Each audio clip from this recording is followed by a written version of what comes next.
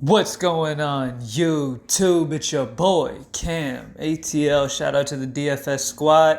Shout out to everybody watching this video right now. Drop a like down below because I already know you're gonna love it. Subscribe to the channel if you haven't already. Make sure you comment anything down in the comment section to enter your name into that $50 giveaway that I do every single week on this channel. Thank you guys for joining me as always. As you can see on the screen, we have the high five. I am going to go through and talk about why I like these guys.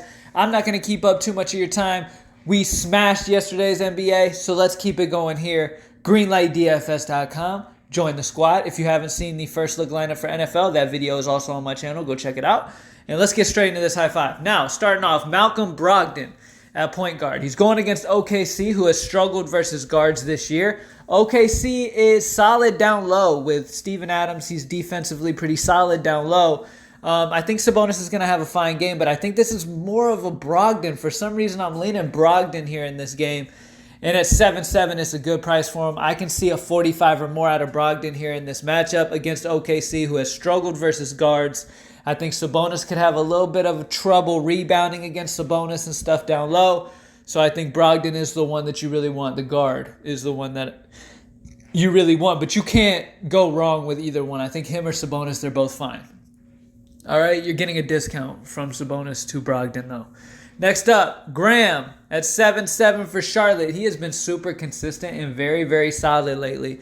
He's at home in Charlotte going against the Golden State Warriors, who I've been picking on all season long. This is a young team who doesn't play much defense. You always want to play guys versus them.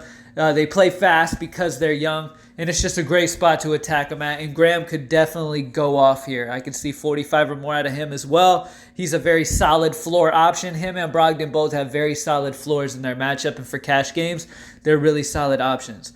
Next up, Chris Middleton was finally inserted back into the starting lineup last game.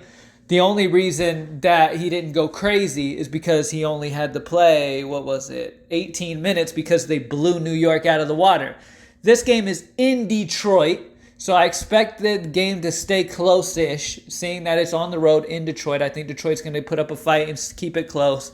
And I think Middleton's going to get closer to that 30-minute mark. And if he does, he could go absolutely nuts at 6-1. He hit 5X with 32 against New York in 18 minutes. At this price of 6-1, he hit 5X in 18 minutes against New York. He has been shooting the ball really, really well since he's come back, and he's finally back into the starting lineup. He is going to be a beast, and as long as we can get him, take advantage of the price that we're able to get him at right now with him being back in the starting lineup. The only thing that could affect him is if it's a huge blowout, and with this being in Detroit, I think Detroit can keep a fight and keep it close enough to Middleton to get close to 30 minutes, and if he does, he could go crazy. Next up, Jabari Parker at 6'4". Lately, he's had a downtick, and he hasn't been doing too well. But remember, Atlanta's dealing with a lot of issues. They're without John Collins, and they need some scoring. They need Jabari to step up. And Jabari is a guy that can put up a lot of points up with a quickness. We've seen it already this season. He's had multiple games over 40 DraftKings points. He can have beast performances. And going against Brooklyn, this is a big man's dream because big men go off against Brooklyn. So this is a fantastic matchup for Jabari Parker at home in Atlanta. And I think that he is a great play here. I think this game stays close. It's going to be a fast-paced, close matchup, and I think you want exposure to both sides of this game. I really love Jabari Parker.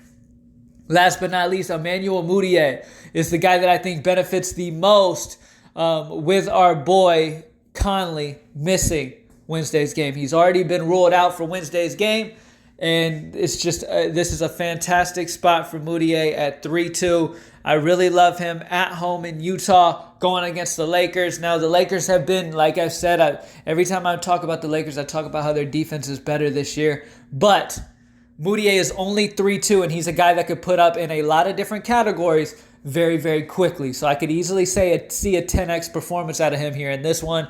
I can also understand you going Donovan Mitchell as well. He could run some point as well. So keep an eye on that. If Mitchell's going to start at point and they don't want to start Mudie, they want Mudie to continue to come off the bench, then that would be great. I mean, that would be fantastic. I would definitely want Mitchell, if he's starting at point. If not, I still love Mitchell, but Mudie is only 3-2, gives you a really, really solid value play, especially if Mudie is in the starting lineup, and he needs to be the staple of your lineups if he is in the starting lineup at 3-2 against the Lakers with no Conley. All right? And that's it. Malcolm Brogdon, Graham, Middleton, Jabari Parker, and Mudie. With Brogdon and Graham, around that price range, we have a lot of options that you can go. Donovan Mitchell's right there at 7-1. He's a fine option. So really, Brogdon can be switched out to Mitchell, no problem. I have no issues with that. Graham, if you want to get off of Graham at that spot too, I mean, you've got Buddy Hield without De'Aaron Fox. You've got Andrew Wiggins, who's been playing great against Dallas. Right around that mid-range area is a really good area. Levine going against Memphis, who plays extremely fast, and defensively they are bad. I don't love him at 8K, but it is what it is. Graham is super, super consistent though. So for cash games, I really like Graham. I think Butler is too cheap at 7-3 against Boston. So yeah, we've just got a lot of solid upper mid-range-ish value when it comes to, well, not necessarily value, but very solid options in that range for guard today. So it's going to be very interesting to see how people's lineups go. Greenlightdfs.com, join the squad. Thank you guys for joining me as always. Let's keep killing it, man. Let's get into this. Let's get into this Week 14 NFL and smash that shit again. If you haven't gone to the site yet and got your membership for the week, make sure you do it before Thursday. That way you get Thursday night football, you get Saturday college football, you get NFL Sunday, you get Monday, all that good stuff. So make sure you go hit it up. Thank you guys for watching, and